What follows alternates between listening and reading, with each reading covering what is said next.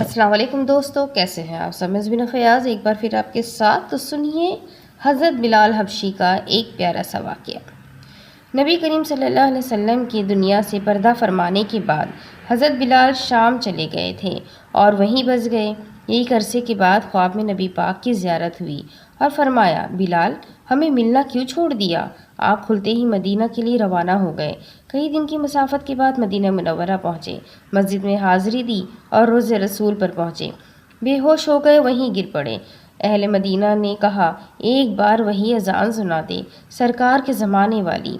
معذرت کی کہ اب مجھ سے یہ برداشت نہیں ہوگا۔ لوگوں نے حسنین کریمین سے کہلوایا۔ اب انکار تو کرنا ناممکن تھا ان کے لیے۔ اذان شروع کی تو اہل مدینہ رو پڑے، دل قابو میں نہ رہے۔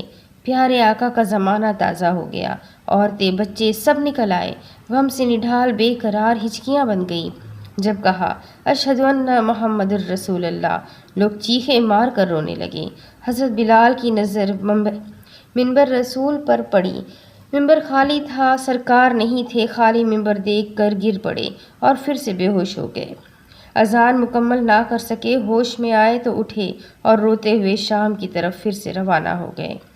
یا اللہ، جیسی محبت حضرت بلال کے دل میں رسول اللہ کے لیے تھی، اللہ ہم سب کے دلوں میں بھی ایسی ہی محبت بھر دے ہمارے پیارے آقا نبی صلی اللہ علیہ وسلم کے لیے۔